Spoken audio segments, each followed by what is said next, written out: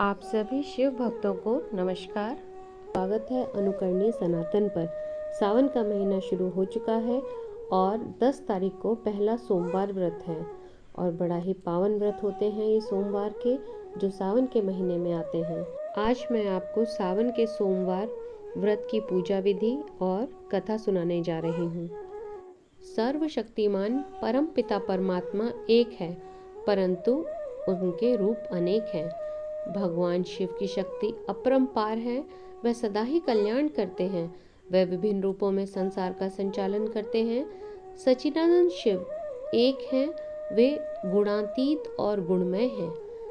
एक और जहाँ ब्रह्म रूप में वह सृष्टि की उत्पत्ति करते हैं, वहीं विष्णु रूप में सृष्टि का पालन करते हैं तथा शिव रूप में वह सृष्टि का संहार भी करते हैं। भक्तजन अपनी किसी भी मनोकामना की पूर्ति के लिए भगवान शिव की उपासना करते हुए शिवलिंग की पूजा करते हैं। सावन के सोमवार को प्रातःकाल जल्दी उठकर स्नान आदि से निवृत्त हों, साफ स्वच्छ वस्त्र धारण करें और फिर मंदिर जाकर भगवान शिव परिवार की धूप, दीप, नैवेद्य, फल और फूलों आदि से पूजा करके सारा दिन उपवास करें। शिवलिंग पर बेलपत्र चढ़ाकर दूध से अभिषेक करें। शाम को मीठे से भोजन करें। अगले दिन भगवान शिव के पूजन के पश्चात यथाशक्ति दान आदि देकर ही व्रत का पारण करें। अपने किए गए संकल्प के अनुसार व्रत करके उनका विधिवत उद्यापन किया जाना चाहिए। जो लोग सच्चे भाव एवं नियम से भगवान की पूजा स्तुति करते हैं, वे मनवांछित फल प्राप्त करते हैं। इन व्रतों में सफ़ेद वस्त्र धारण करके सफ़ेद चंदन का तिलक लगाकर ही पूजन करना चाहिए तथा सफ़ेद वस्तुओं के दान का ही सर्वाधिक महत्व बताया गया है। बताशे, सफ़ेद चंदन, चावल, चांदी, मिश्री, गाय का घी, दूध, दही, खील, सफ़ेद पुष्प आदि का दान सायंकाल में करने से जहाँ मनोकामनाएं पूर्ण होती हैं, वहीं घर में खुशहाली भी आती है।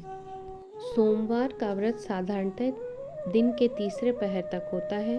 व्रत में फलाहार या पारण का कोई खास नियम नहीं है, किंतु यह आवश्यक है कि दिन रात में केवल एक समय भोजन करें।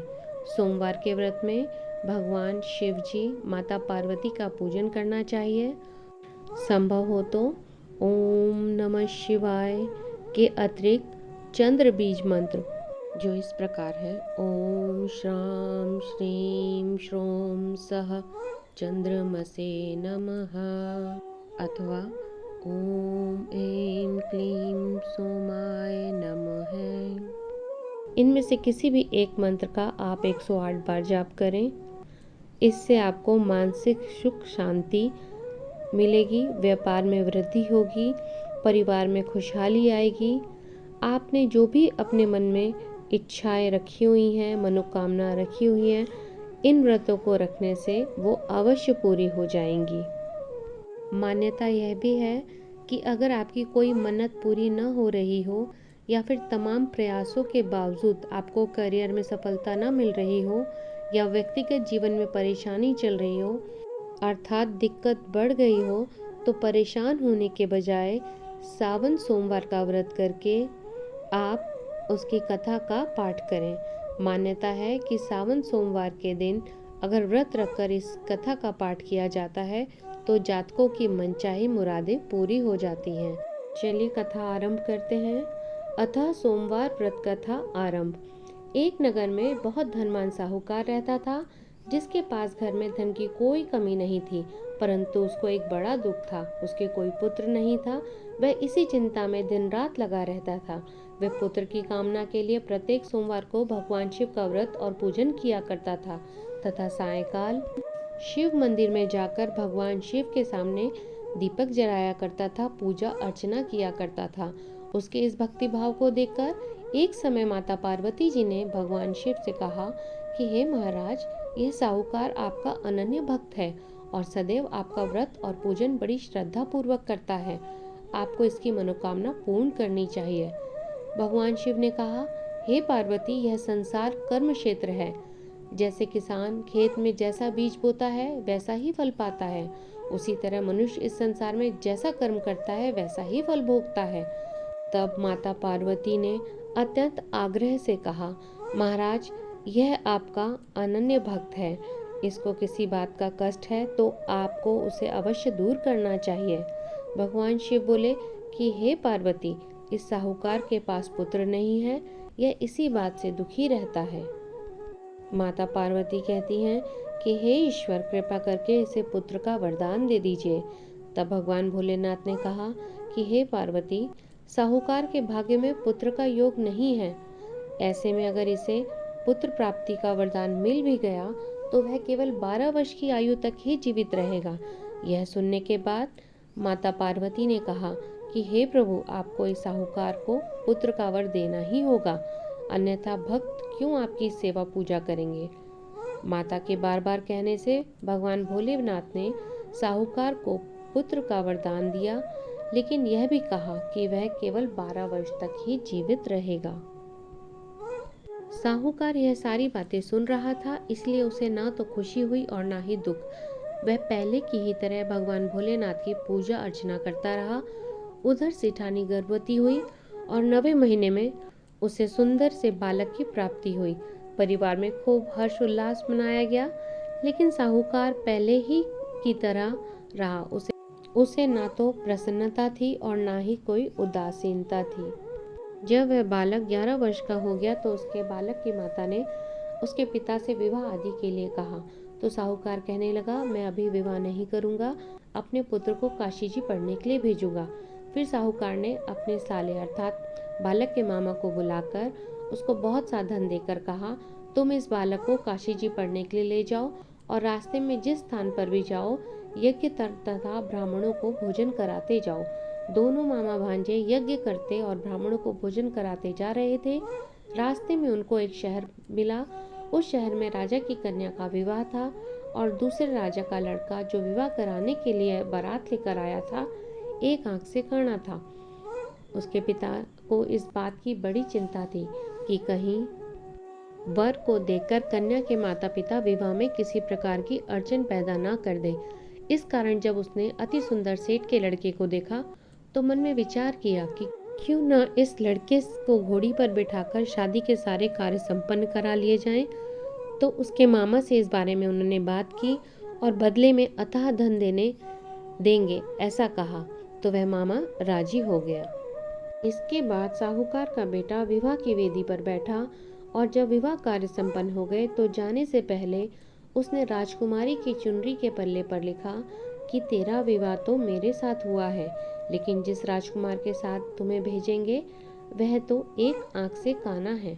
इसके बाद वह अपने मामा के साथ काशी के लिए चला गया। उधर जब राजकुमारी ने अपनी चुनरी पर यह लिखा हुआ पाया तो उसने राजकुमार के साथ जाने से मना कर दिया। तो राजा भी अपनी पुत्री को बारात के साथ विदा नहीं किया। बारात वापस लौट गई। उधर मामा और भांजी काशी जी पहुंच गए थे। एक दिन जब मामा ने यज्ञ रचा और भांजा बहुत देर तक बाहर नहीं आया तो मामा ने अंदर जाकर देखा, भांजे के तो प्राण निकल चुके थे।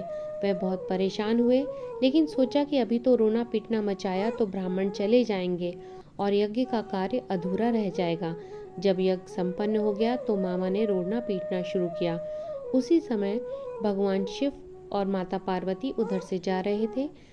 माता पार्वती ने भगवान शिव से पूछा, हे प्रभु, यह कौन रो रहा है? तभी उन्हें पता चला कि यह तो उसी साहूकार का लड़का है जिसे आपने वरदान दिया था। भगवान शिव कहने लगे, हे पार्वती, इसकी आयु इतनी ही थी, अब यह अपनी आयु भोग चुका है। तब माता पार्वती कहती हैं कि हे स्वामी, इसे जीवित कर दें, अन्यथा रोते रोते इसके माता पिता अपने प्राण त्याग देंगे। तब भगवान भोलेनाथ ने कहा कि हे पार्वती, इसकी आयु इतनी ही थी, सो वह भोग चुका है। लेकिन माँ के बारंबार आग्रह करने पर भगवान भोलेनाथ ने उसे जीवित कर दिया। लड़का ओम नमः शिवाय करते हुए उठ बैठा और मामा भांजा दोनों ने ईश्वर को धन्यवाद दिया और अपनी नगरी की ओर लौट चले।